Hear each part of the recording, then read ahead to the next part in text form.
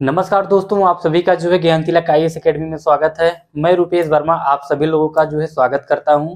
दोस्तों, आज हम लोग का टॉपिक है केंद्र और राज्य के मध्य प्रशासनिक संबंध है। केंद्र और राज्यों के मध्य जो है प्रशासनिक संबंध कौन से होते हैं और संविधान का जो है किस अनुच्छेद के अंतर्गत इसका प्रावधान किया गया है।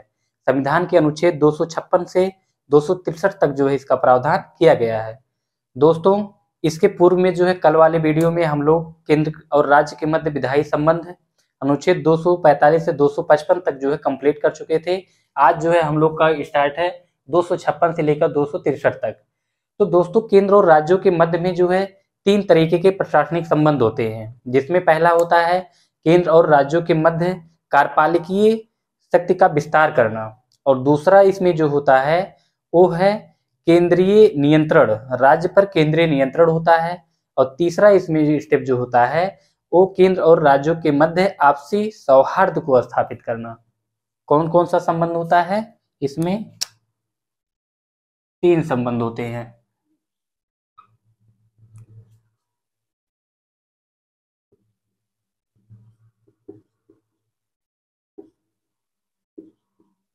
केंद्र राज्य के मध्य कार्यपालिकीय शक्ति का विस्तार,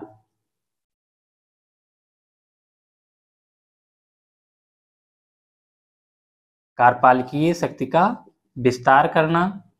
एक शक्ति ये है प्रशासनिक शक्ति के अंतर्गत, और दूसरा शक्ति है इसमें राज्य पर केंद्रीय नियंत्रण, राज्य पर केंद्रीय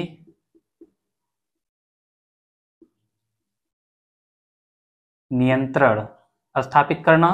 और तीसरा जो है इसमें केंद्र और राज्य के मध्य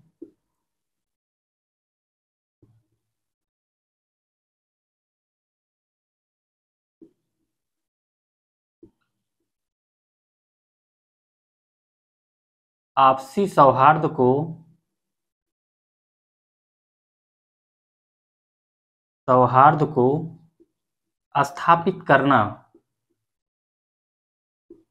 स्थापित करना, तो दोस्तों इस मतलब जो है जो प्रशासनिक संबंध होता है ये तीन आधार पर टिका होता है केंद्र और राज्य के मध्य में। लेकिन अब हम एक एक कर का जो विश्लेषण देखेंगे इसका। केंद्र और राज्य के मध्य कार्यपालिका शक्ति का विस्तार, तो इसके अंतर्गत दोस्तों दो प्रकार से जो है कार्यपालिका शक्ति का विस्तार किया जाता है। एक इसमें अनुच्छेद 73 और एक अनुच्छेद जो है अनुच्छेद 162। दोस्तों, अनुच्छेद 173 कहता है कि जो है किन, जैसे इसमें कार्यपालिका शक्ति का विस्तार, तो इसमें हमको इसकी पॉइंट को देखना है। केंद्र कार्यपालिका शक्ति का, कार्यपालिका का मतलब क्या होता है? कार्यपालिका का तात्पर्य यहाँ जो कानूनों को लागू करते हैं उन्हीं को ही कार्यपालिका कहा जाता है। जो कानून का निर्माण करते हैं उन्हें विधायिका कहा जाता है, और जो कानून की रक्षा करते हैं उन्हें क्या कहा जाता है? तीसरा स्तंभ, सर्वोच्च न्यायालय। लेकिन हम लोग देखेंगे कि इसमें जो है जो कार्यपालिका शक्ति का विस्तार है, संविधान का अनुच्छेद 73 के अंतर्गत जो है कहा गया है कि संघ सूची के विषय पर कानून बनाने का अधिकार केंद्र सरकार को होता है। इसलिए केंद्र सूची के विषय पर जो है या केंद्रीय विषय पर जो कानून का निर्माण किया जाएगा तो उसी के द्वारा लागू भी किया जाएगा। जैसे किन कानूनों को केंद्र सरकार लागू करेगी, इसमें अनुच्छेद 73 कहता है किन कानूनों को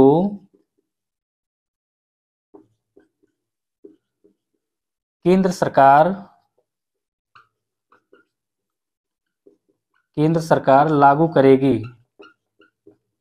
ये अनुच्छेद 73 कहता है किन कानूनों को केंद्र सरकार लागू करेगी। अनुच्छेद 73 दोस्तों हम इससे पहले भी टॉपिक में बता दिए थे कि अगर केंद्र वाला अनुच्छेद आपको पता है तो राज्य का अनुच्छेद स्वतः ही निकल जाएगा।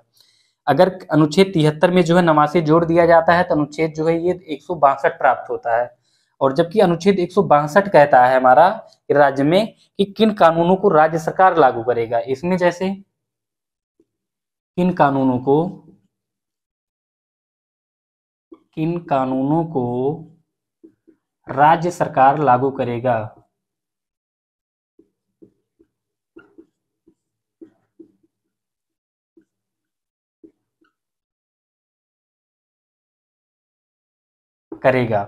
तो दोस्तों ये हुआ अनुच्छेद 73 और अनुच्छेद जो है 162। तो इसमें जो है केंद्रीय विषयों से संबंधित कानून जो केंद्र सरकार बनाएगी उसे केंद्र सरकार लागू करेगी। और इसमें जो है किन कानूनों को, तो अनुच्छेद 162 के अंतर्गत इसमें 2 कहा गया है, इसमें इसके अंतर्गत भी 2 शामिल हैं। एक इसमें कहा गया है कि राज्य सूची के विषय पर कानून बनाने का अधिकार राज्य सरकार को तो प्राप्त तो है ही, तो राज्य सरकार जो है राज्य सूची के विषयों को कानून का निर्माण करेगी उसको तो राज्य सरकार लागू ही करेगी। साथ में किसको लागू करेगी, अगर केंद्र सरकार के द्वारा समवर्ती सूची के विषय पर जो है कानून का निर्माण किया जाता है तो इन कानूनों को भी राज्य सरकार ही लागू करेगी। इसमें क्या कहा गया है, राज्य सूची से संबंधित अगर विषय होगा, राज्य सूची से संबंधित अगर कानून होगा तो उसे राज्य सरकार तो लागू करेगी ही, राज्य सरकार लागू करेगी। साथ ही साथ जो है जो समवर्ती सूची पर केंद्र सरकार, समवर्ती सूची पर संघ सरकार जो है केंद्र सरकार कानून का निर्माण करती है तो इस पर जो केंद्र सरकार के द्वारा निर्माण किया जाता है समवर्ती सूची के विषय में, जैसे जंगल हो गया और जंगली जानवर हो गए, पक्षी हो गया, पक्षियों की रक्षा हो गया, नापतौल हो गया, शिक्षा हो गया, अगर इससे संबंधित विषयों पर कानून बनाने का कार्य केंद्र सरकार द्वारा किया जा रहा है तो इन कानूनों को लागू कौन करेगा, केंद्र सरकार ही लागू करेगा। लेकिन दोस्तों हम इसमें कौन लागू करेगा, राज्य सरकार। लेकिन अगर हम इसके अपवाद को देखते हैं, ये तो अनुच्छेद 273 हो गया और 162 हुआ, लेकिन अब इसमें हम देखते हैं कि इसमें अपवाद क्या है। अपवाद में ये कहा गया है, इसमें अपवाद हम देखते हैं, अपवाद में 2 हैं। एक कहा गया है कि अगर केंद्र सरकार जो है समवर्ती सूची के विषय पर कानून का निर्माण करती है और जिस विषय से कानून का निर्माण किया जा रहा है केंद्र सरकार द्वारा और उसे जो है चिन्हित करना, अगर केंद्र सरकार को ये चिन्हित करना है कि हम समवर्ती सूची के संदर्भ में, शिक्षा के संदर्भ में या जंगल के संदर्भ में या पक्षियों के संदर्भ में, नापतोल के संदर्भ में हमने किसी विषय पर कानून का अगर निर्माण किया है तो उस पे जो है उसे लागू कौन करेगा, केंद्र सरकार। जैसे मान लेते हैं उदाहरण के तौर पर प्रधानमंत्री मोदी जी हैं वर्तमान में, अगर इनकी सरकार के द्वारा जो है शिक्षा के संदर्भ में कोई जो है अच्छा कानून का निर्माण किया जाता है तो इसमें क्या होगा, तो और केंद्र सरकार द्वारा ये चिन्हित करना या लोगों को दिखाना हो कि शिक्षा से संबंधित जो है इससे कानून का निर्माण केंद्र सरकार ने किया है तो इस कानून को केंद्र सरकार ही लागू करेगी। चिन्हित करना, अगर केंद्र सरकार खुद को चिन्हित करना चाहती है, समवर्ती सूची के विषय पर जो है केंद्र सरकार जो है कानून का निर्माण करती है और अगर ये चिन्हित करती है तो उसे लागू केंद्र सरकार ही करेगा। और दूसरा अपवाद जो है दोस्तों इसमें क्या है, इसी के अंतर्गत शामिल है। दूसरे अपवाद में ये कहा गया है कि अगर राज्य जो है किसी अंतरराष्ट्रीय स्तर पर कोई संधि करता है, अंतरराष्ट्रीय संधि क्या है, अंतरराष्ट्रीय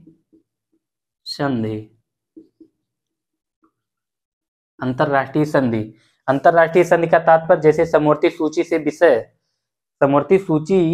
के विषयों में से अगर किसी विषय से संबंधित शिक्षा हो गया, नापतौल हो गया, जंगल हो गया इत्यादि विषयों से संबंधित अगर कोई अंतरराष्ट्रीय संधि किया जाता है विदेशों से तो उस पर कानून बनाने का अधिकार तो केंद्र सरकार को होता ही है, तो इससे कौन करेगा, कानून तो जो है केंद्र सरकार के द्वारा ही लागू किया जाएगा इसे। और अगर चाहे तो राज्य सरकार भी लागू कर सकती है, लेकिन कानून बनाने का अधिकार भाई केंद्र सरकार को होता है, इसलिए लागू कौन करेगा, केंद्र सरकार ही लागू करेंगे। तो दोस्तों इस प्रकार जो है ये हमारा अपवाद हुआ और ये संवैधानिक भाषा के अनुसार जो है ये हमारा कंप्लीट हुआ। केंद्रीय कार्यपालिका शक्ति का विस्तार। अब इसके बाद जो हम देखते हैं कि राज्यों पर केंद्रीय नियंत्रण कैसे स्थापित होता है।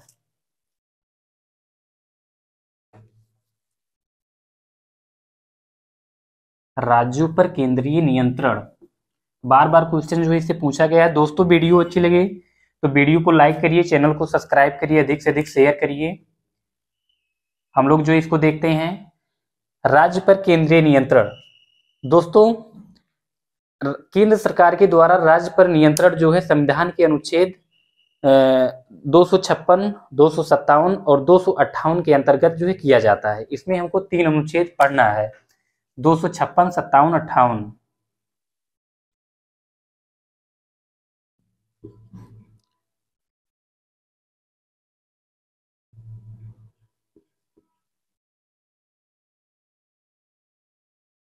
केंद्रीय अनुदेश पहले पढ़ लेते हैं, इसी से संबंधित है। केंद्रीय अनुदेश, केंद्रीय अनुदेश, केंद्रीय अनुदेश कार्यपालिका के संदर्भ में, कार्यपालिका के संदर्भ में जो है जो कार्यपालिकीय निर्देश। तो दोस्तों, जो केंद्रीय अनुदेश होता है, जो केंद्र सरकार के द्वारा राज्य सरकार को अनुदेश दिया जाता है, इसमें 2 तरीके से, अनुच्छेद 256, अनुच्छेद 257 और अनुच्छेद 258। अनुच्छेद 258। तो ये अब 200 अनुच्छेद 256 क्या कहता है? अनुच्छेद 256 ये कहता है कि इसमें क्या बात कहा गया है हेडिंग में? केंद्रीय अनुदेश, मतलब केंद्र सरकार के द्वारा राज्य सरकार को अनुदेश देना। तो अनुच्छेद 256 के अंतर्गत केंद्र सरकार के द्वारा राज्य सरकार को यह अनुदेश दिया जाता है कि राज्य में लागू विधि का जो है, जो केंद्र सरकार के द्वारा कानून को लागू किया गया है, उसका क्रियान्वयन कौन सुनिश्चित करेगा? राज्य सरकार सुनिश्चित करेगा। मतलब राज्य में लागू केंद्रीय विधि का क्रियान्वयन सुनिश्चित करना।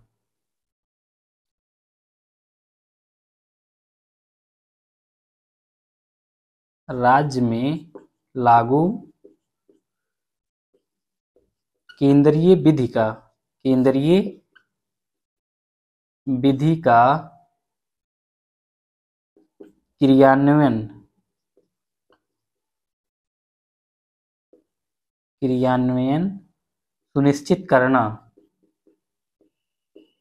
सुनिश्चित करना।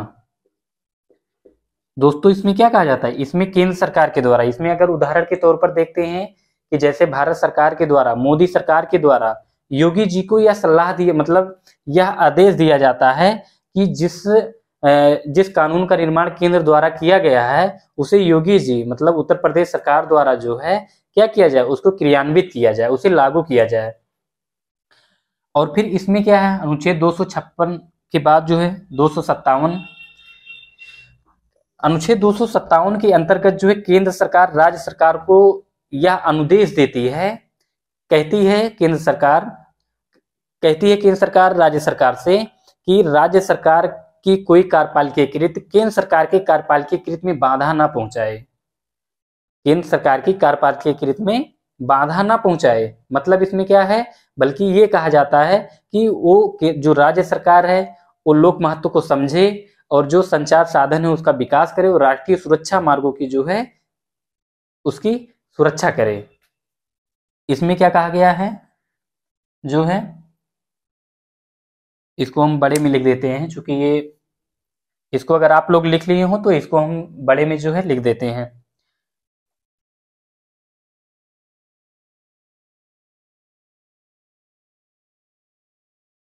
अनुच्छेद 257, अनुच्छेद 257 इसके अंतर्गत जो है इसमें क्या कहा गया है? इसमें ये कहा गया है कि जो है केंद्र सरकार जो है राज्य सरकार को अनुदेश देती है। क्या देती है? अनुदेश देती है। कौन से अनुदेश देते हैं इसमें ये अनुदेश दिया जाता है कि राज्य सरकार जो है, राज्य सरकार की कोई कार्यपालिकीय कृत, राज्य सरकार की कोई कार्यपालिकीय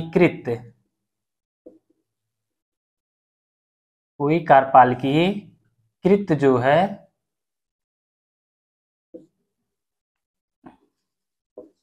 केंद्रीय कार्यपालिका कृत में बाधा ना पहुंचाए,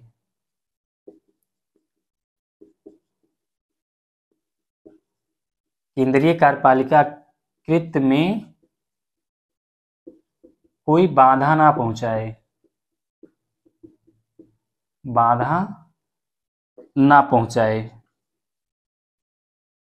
ये तो दोस्तों संवैधानिक भाषा का प्रयोग किया गया, ताकि जो जो जैसे प्रश्न पूछा जाता है उस हिसाब से जो है ये आंसर दिया गया है। अब इसमें जो है जैसे कहने का मतलब ये कि अगर राज्य सरकार कोई ऐसे ऐसे कानून का निर्माण ना करे कि जो केंद्र सरकार द्वारा बनाए गए कानून का उल्लंघन माना जाए, या केंद्र सरकार जो है इसमें ये अनुदेश जो है केंद्र सरकार के द्वारा दिया जाता है। अब इसमें और फिर इसमें क्या कहा जाता है कि केंद्रीय कार्यपालिका कृत्य में कोई बाधा ना पहुंचाए, मतलब राज्य सरकार कोई बाधा केंद्र सरकार के कृत्य में ना पहुंचाए, बल्कि क्या करे, राज्य सरकार का काम क्या होना चाहिए कि बल्कि वह लोक महत्व को समझे, लोक महत्व को समझे। लोक महत्व को समझने का तात्पर्य क्या है कि जो केंद्र सरकार के द्वारा जिस कानून का भी निर्माण किया गया है वो लोक महत्व का है, इसलिए राज्य सरकार को यह समझना आवश्यक है कि वह समझे कि यह लोक महत्व का है। तो इसलिए जब भाई राज्य सरकार जब समझेंगे तो इसमें केंद्र सरकार के द्वारा इसी अनुच्छेद के तहत यह निर्देश दिया जाता है कि वह क्या करे, संचार साधनों का विकास करे, संचार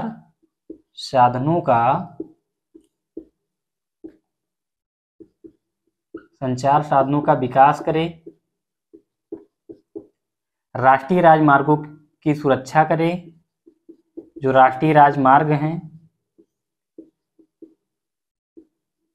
राष्ट्रीय राजमार्गों की सुरक्षा करे, राष्ट्रीय राजमार्गों की सुरक्षा करें। दोस्तों ये संविधान का अनुच्छेद 257 कहता है, हमारा 257 के अंतर्गत जो है ये प्रावधान रहा। अभी हमारा केंद्रीय निर्देश ही चल रहा है, अनुच्छेद 256 कंप्लीट हुआ, 257 जो है ये केंद्र सरकार के द्वारा जो अनुदेश दिया जाता है।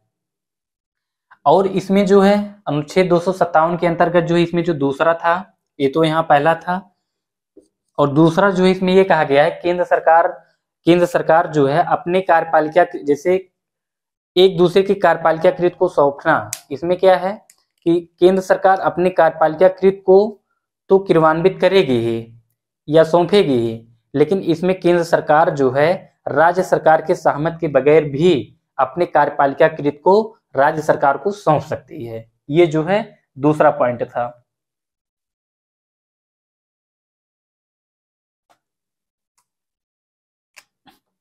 दूसरा पॉइंट क्या है इसमें, राज्य सरकार जो है अपने कार्यपालिका कृत को लागू करेगी,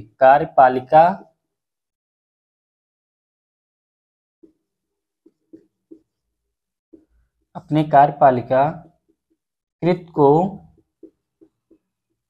लागू करेगी, और साथ ही साथ जो है लागू करेगी, और केंद्र सरकार तो अपना करेंगे ही, लेकिन केंद्र सरकार जो होती है इसमें सेंट्रल गवर्नमेंट, केंद्र सरकार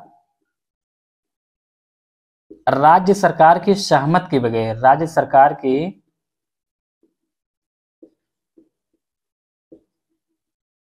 सहमति के बगैर कार्यपालिका कृत को सौंपना,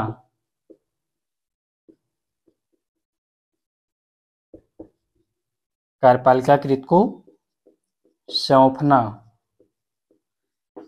दोस्तों इसमें क्या कहा गया है, इसमें जो है इसमें तो यहाँ पर तो बाधा की बात की गई थी, लेकिन हमारा दूसरा पॉइंट क्या कहता है कि जो राज्य सरकार है वो अपने जो है कार्यपालिका कृत को तो लागू करेगा ही, और साथ ही साथ जो है केंद्र सरकार के पास इतना शक्ति पर्याप्त होता है कि वह राज्य सरकार के सहमति के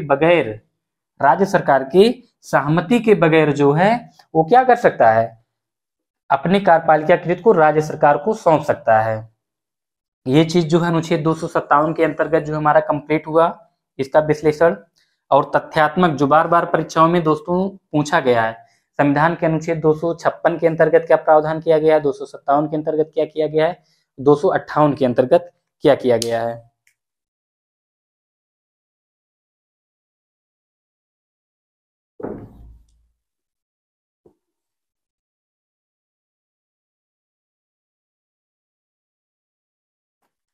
वही चीज इसमें 258 जो हमने अभी बताया, अनुच्छेद 258 एक दूसरे को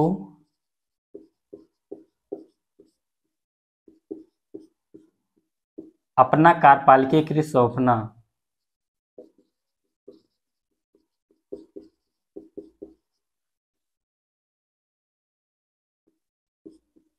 अपना कार्यपालिकीय कृत सौंपना।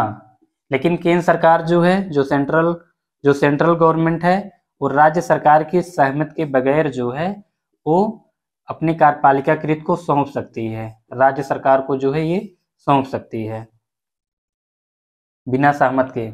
तो ये चीज जो है दोस्तों 258 जो हमारा कंप्लीट हुआ। राज्य पर केंद्रीय नियंत्रण जो है आप लोग पढ़ लिए होंगे, और प्रैक्टिस सेट जो है अगर आप लोग सॉल्व करते चलते होंगे तो उसमें सारा क्वेश्चन जो है आप लोग का कंप्लीट होता रहेगा। और फिर इसके बाद जो है हमारा आता है केंद्र और राज्य के मध्य जो है आपसी सौहार्द संबंध है। तो इसमें जो है अब हम लोग देखेंगे केंद्र और राज्य के मध्य आपसी सौहार्द को स्थापित करने की बात की गई है। इसमें केंद्र एवं राज्य के बीच या केंद्र एवं राज्य के मध्य आपसी सौहार्द को स्थापित करना। तो दोस्तों इसमें जो है जो केंद्र और राज्य के मध्य सौहार्द को स्थापित किया जाता है, इसके 4 वो होते हैं।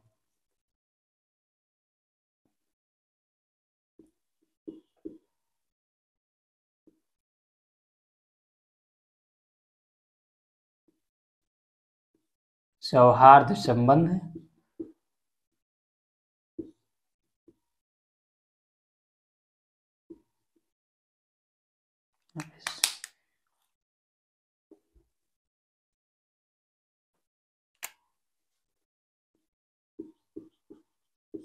केंद्र एवं राज्य के मध्य सौहार्द संबंध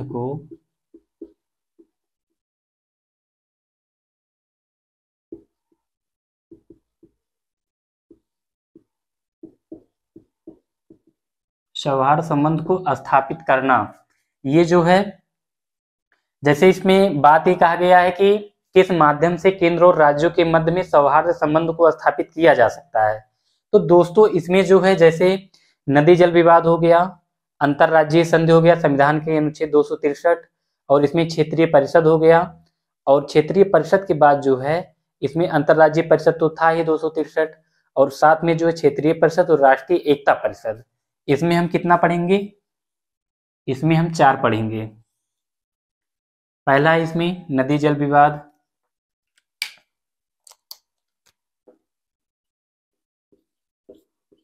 नदी जल विवाद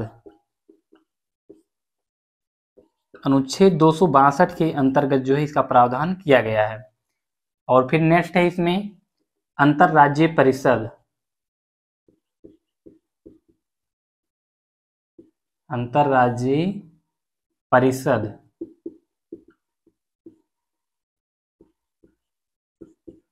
अनुच्छेद 263 के अंतर्गत इसका प्रावधान किया गया है।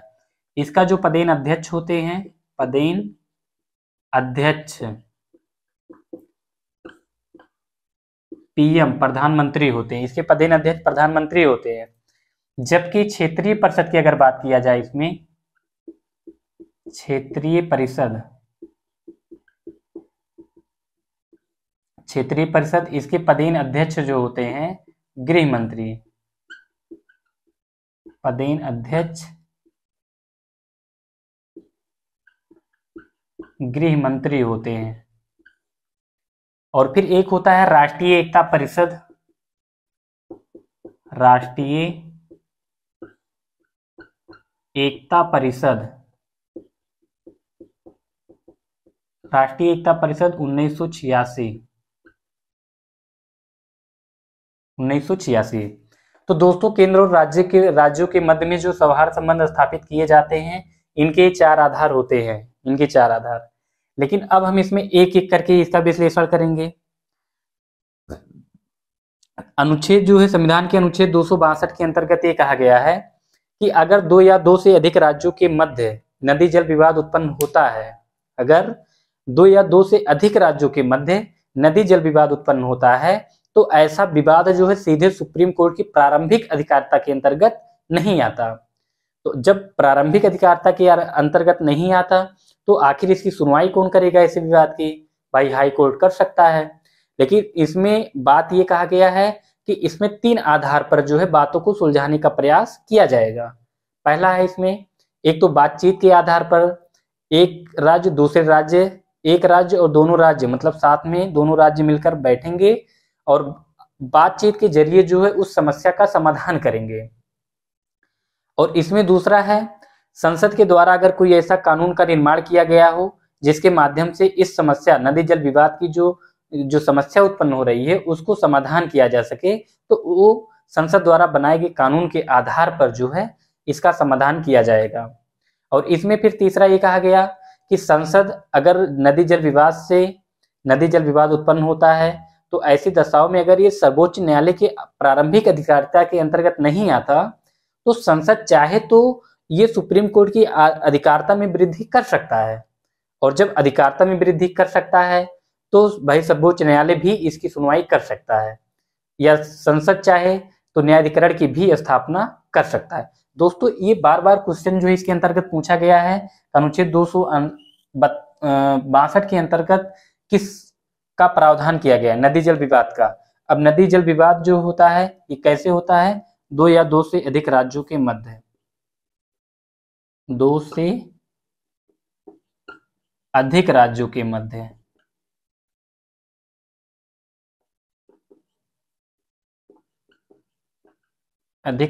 मध्य जो है विवाद उत्पन्न होता है और इसका समाधान जो किया जाता है, समाधान जो है 3 आधार पर टिके होते हैं। जैसे गांव में भी अगर कोई बातचीत उत्पन्न होता है तो अगर उसकी व्यवहारिकता देखेंगे तो पहले प्रयास किया जाता है पंचायत के माध्यम से समझौता किया जाए, फिर दूसरा देखा जाता है नियम कानून क्या कहता है हमारा, और फिर तीसरा अगर कहीं से नहीं हो रहा है फिर जो है लोअर कोर्ट या जो है हाई कोर्ट जाया जाता है। अगर उससे भी नहीं होता तो लोग जो है जो संस्थाएं होती हैं उनसे समाधान किया जाता है। तो इनमें इनका समाधान जो है पहला क्या है कि बातचीत के जरिए जो है समाधान किया जाएगा। और दूसरा क्या है? कानून द्वारा मतलब हम की पॉइंट लिख रहे हैं ताकि आप लोग इसको समझ सकें। संसद कोई ऐसा कानून का निर्माण किया हो जिससे जो है इस विवाद का समाधान किया जा सके। और तीसरा इसमें क्या है कि जो है अधिकारिता में वृद्धि, अधिकारिता में वृद्धि किसके? सुप्रीम कोर्ट के। अगर संसद सुप्रीम कोर्ट की अधिकारिता में वृद्धि कर देता है तो सुप्रीम कोर्ट नदी जल विवाद से संबंधित जो समस्या उत्पन्न हुआ रहेगा उसके संदर्भ में निर्णय दे सकता है। और फिर चौथा इसमें हम देख सकते हैं न्यायाधिकरण की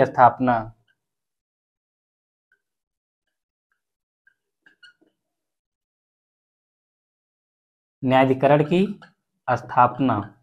तो दोस्तों ये नदी जल विवाद जो है ये हुआ। अब हम इसमें इसका विश्लेषण जो है देखेंगे और कुछ महत्वपूर्ण बिंदुओं के बारे में और फैक्ट के बारे में भी देखेंगे। इसमें कहा गया है कि अंतरराज्यीय परिषद का गठन जो है संविधान के अनुच्छेद 263 के अंतर्गत किया गया है। इसमें पहला हम क्या देखेंगे? गठन। इसमें गठन देखेंगे तो अंतरराज्यीय परिषद का पदेन अध्यक्ष प्रधानमंत्री होते हैं। वर्तमान में जो है कौन है? प्रधानमंत्री नरेंद्र मोदी जो है इसके अध्यक्ष है अंतरराज्यीय परिषद के। तो इसका गठन जो है संविधान के अनुच्छेद 263 के अंतर्गत, अनुच्छेद 263 के अंतर्गत जो है इसका गठन किया जाता है। और इसका गठन कौन करता है? राष्ट्रपति द्वारा। क्वेश्चन ऐसा पूछ सकता है कि अंतरराज्यीय परिषद का गठन जो है किसके द्वारा किया जाता है? तो अंतरराष्ट्रीय परिषद का गठन राष्ट्रपति के द्वारा किया जाता है। या ऐसा भी क्वेश्चन पूछ सकता है कि अंतरराज्यीय परिषद का गठन किस अनुच्छेद के अंतर्गत जो है करने का प्रावधान किया गया है? तो संविधान का अनुच्छेद 263 के अंतर्गत जो है इसका जो है गठन करने का प्रावधान किया गया है। तो दोस्तों और फिर इसमें ये तो गठन कब किया जाता है, कैसे किया जाता है? संविधान के अनुच्छेद 263 के तहत राष्ट्रपति द्वारा किया जाता है। लेकिन ये तो किया तो जाता है, लेकिन अब तक मतलब सबसे पहले अंतरराज्यीय परिषद का जो है गठन कब किया गया? तो 1990 में। कब? 1990 में जो है अंतरराज्यीय परिषद का गठन जो है किया गया था। अब अंतरराज्यीय परिषद का गठन तो कर दिया गया, और ये परिषद, परिषद क्या है? परिषद से इसके शब्द में ही अर्थ निहित दिखाई पड़ रहा है। परिषद मतलब एक लोगों से अधिक उसमें, जिसमें निहित हो, कोई समूह हो उसमें निहित हो। तो 1990 ईस्वी में जब इसका जो है गठन किया गया अंतरराज्यीय परिषद का, तो इसमें किसको शामिल किया गया? इसके सदस्य कौन से थे? इसके तो पदेन अध्यक्ष हम देखते हैं। पदेन अध्यक्ष जो है प्रधानमंत्री होते हैं, लेकिन इसमें अगर सदस्य को देखते हैं, सदस्य सदस्य सदस्यों में जो है अंतरराज्यीय परिषद के जो सदस्य होते हैं, इसमें छह कैबिनेट मंत्री शामिल होते हैं, और इसमें राज्यों के मुख्यमंत्री शामिल होते हैं, और साथ ही साथ जो है जो केंद्र शासित प्रदेशों के प्रशासक होते हैं उनको इसमें शामिल किया जाता है। इसमें किसको शामिल किया जाता है?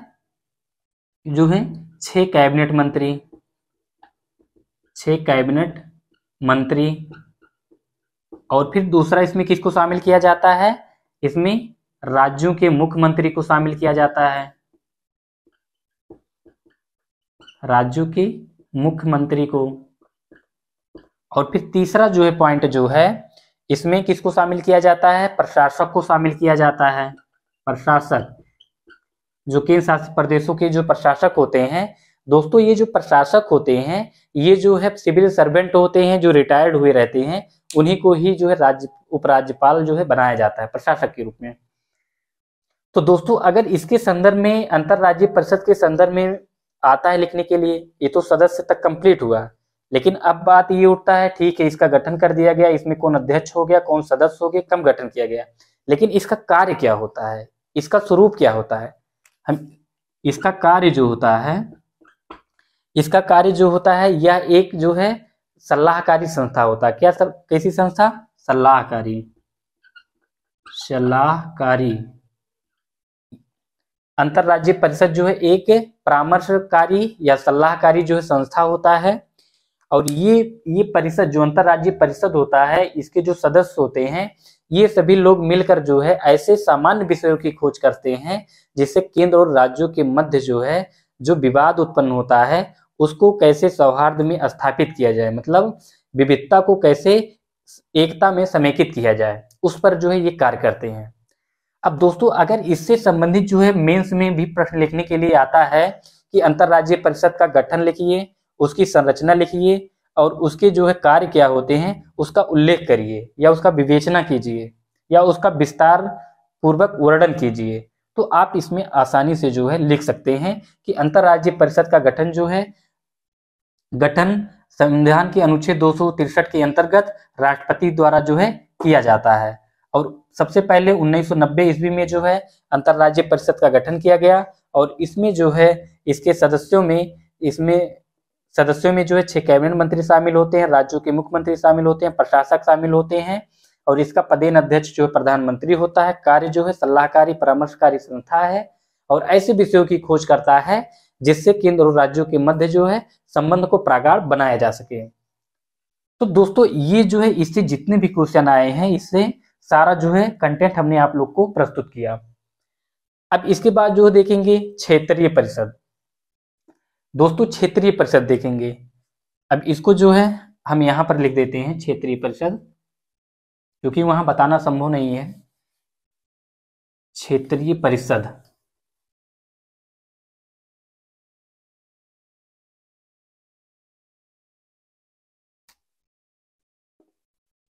क्षेत्रीय परिषद, क्षेत्रीय परिषद। दोस्तों सबसे पहले हम इसमें ये देखेंगे आखिर क्षेत्रीय परिषद जो है इसका विचार किसने दिया, ये मतलब उत्पन्न कैसे हुआ। इसका विचार जो है पंडित जवाहरलाल नेहरू जी ने दिया था। विचार नेहरू जी द्वारा, पंडित नेहरू द्वारा दिया गया था। और जो है 1956 में या ऐसे भी कह सकते हैं कि पुनर्गठन, राज्य पुनर्गठन अधिनियम 1956 के अंतर्गत राज्य पुनर्गठन अधिनियम राज्य पुनर्गठन अधिनियम 1956 के अंतर्गत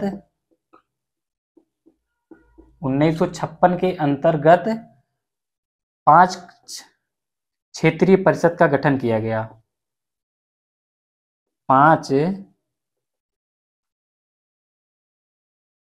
क्षेत्रीय परिषद का गठन किया गया।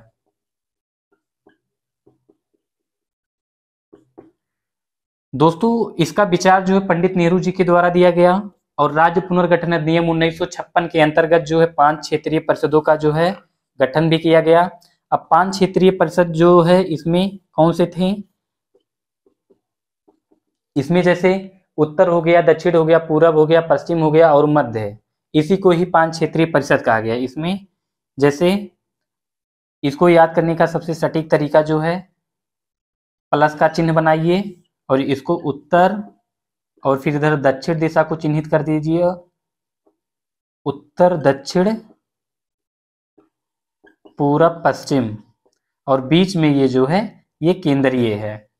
इसको आप पॉइंट टू पॉइंट भी लिख सकते हैं कि उत्तरी क्षेत्रीय परिषद, पूर्वी क्षेत्रीय परिषद, दक्षिणी क्षेत्रीय परिषद और पश्चिमी क्षेत्रीय परिषद का गठन किया गया। किसके द्वारा किया गया था?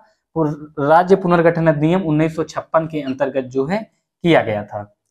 अब इसमें ये देखते हैं कि यहां तक तो कंप्लीट हुआ। अब इसमें ये देखते हैं कि क्षेत्रीय जो परिषद होते हैं इसके पदेन अध्यक्ष कौन, पदेन अध्यक्ष कौन होता है? पदेन अध्यक्ष, क्षेत्रीय परिषद के पदेन अध्यक्ष जो है गृह मंत्री होते हैं। कौन? गृह मंत्री। वर्तमान में जो है अमित शाह जी जो है क्षेत्रीय परिषद के गृह मंत्री, मतलब जो है पदेन अध्यक्ष हैं, क्षेत्रीय परिषद के पदेन अध्यक्ष हैं। कौन है? अमित शाह। और फिर उसके बाद जो है इसमें सदस्य कितने शामिल होते हैं? सदस्यों में जो है 2 कैबिनेट मंत्री होते हैं, 2 कैबिनेट मंत्री, राज्यों के मुख्यमंत्री,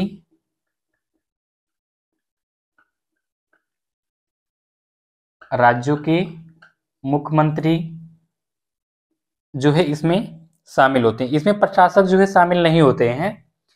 और फिर इसके बाद जो है ये कैसी संस्था होता है? प्रश्न ये आता है कि ये कैसी संस्था होता है? ये जो है एक परामर्शकारी संस्था होता है या इसे सलाहकारी भी संस्था कह सकते हैं। कैसी संस्था? परामर्श देती है। अगर केंद्र और राज्य के मध्य जो है किसी भी स्थिति में विवाद की समस्या उत्पन्न होती है तो ऐसी दशाओं में जो क्षेत्रीय परिषद होती है तो ये क्या करते हैं? परामर्श देते हैं, ऐसे विषयों की खोज करते हैं जो राज्य क्षेत्रीय परिषद और केंद्र के मध्य अगर विवाद उत्पन्न होता है या राज्य या क्षेत्रीय राज्यों के मध्य में विवाद उत्पन्न होता है तो ये ऐसे विषयों की खोज करते हैं जो क्षेत्रीय विविधता को राष्ट्रीय एकता में जो है समेकित करते हैं। ये अब इसमें दोस्तों अगर हमको प्रश्न आता है मेंस में, मान लेते हैं ये तो प्री के एंगल से और सभी प्रतियोगी परीक्षाओं के दृष्टिकोण से जो है महत्वपूर्ण है ही। प्रैक्टिस सेट सॉल्व करते चलेंगे तब पता चलेगा कि इसमें कितने महत्वपूर्ण जो है फैक्ट दिए जा रहे हैं दोस्तों। और इसके बाद जो है इसमें अगर आता है, इसमें सीधा सीधा क्वेश्चन पूछ सकता है कि क्षेत्रीय परिषद का विचार जो है किसने दिया? तो पंडित नेहरू जो द्वारा जो है दिया गया था। या फिर अगर दिया गया तो किस अधिनियम के तहत दिया गया?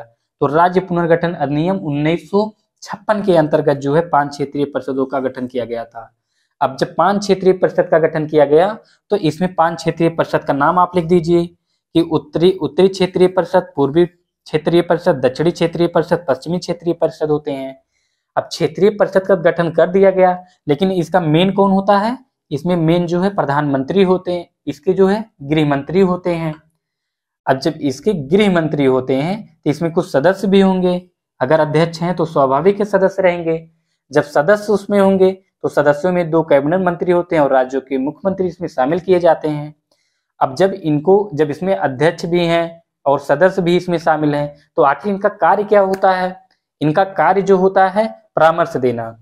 किसको परामर्श देना? जब क्षेत्रीय राज्यों के मध्य में जो है विषमता की स्थिति या विवाद की स्थिति उत्पन्न हो जाती है तो ये ऐसे विषयों की खोज करते हैं जो दोनों क्षेत्रीय राज्यों के मध्य उत्पन्न विवाद को समाधान करने में और सौहार्द संबंध स्थापित करने में जो है महत्वपूर्ण भूमिका या योगदान जो है देते हैं।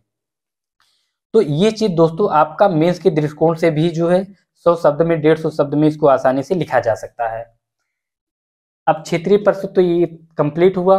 अब इसके बाद जो हम लोग देखते हैं राष्ट्रीय एकता परिषद। राष्ट्रीय एकता परिषद, राष्ट्रीय एकता परिषद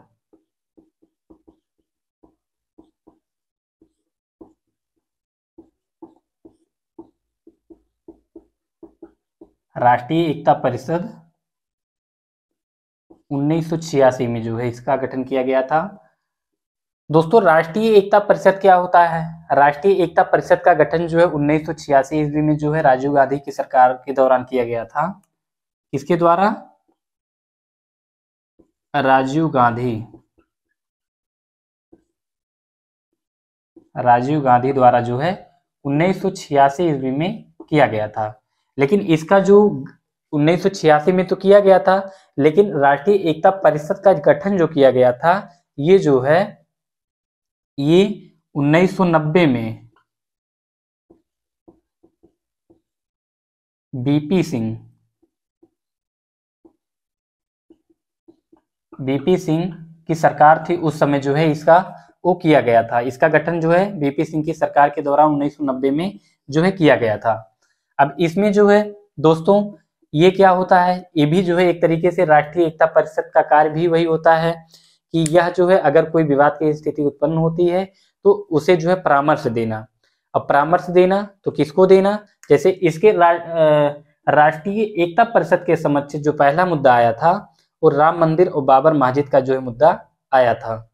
दोस्तों इस प्रकार जो है ये आप लोग का आज केंद्र और राज्यों के मध्य प्रशासनिक संबंध संविधान के अनुच्छेद 256 से 263 तक जो है आज ही कंप्लीट हुआ। दोस्तों कल वाले वीडियो में जो है हम लोग मिलते हैं, जिसमें हम लोग पढ़ेंगे कि केंद्र और राज्यों के मध्य जो वित्तीय संबंध क्या होता है, इसको हम कवर करेंगे, जिसमें नीति आयोग क्या होता है, योजना आयोग क्या होता है और वित्त आयोग क्या होता है। ऐसे जो संवैधानिक संस्थाएं हैं या संविधानेतर जो संस्थाएं हैं उनसे संबंधित हम सभी पहलुओं को कवर करने का प्रयास करेंगे। दोस्तों वीडियो अच्छी लगे तो वीडियो को लाइक करिए, चैनल को सब्सक्राइब करिए, अधिक से अधिक शेयर करिए, जिससे जो है अधिक से अधिक लोगों को जो है इसका लाभ मिल सके। नमस्कार।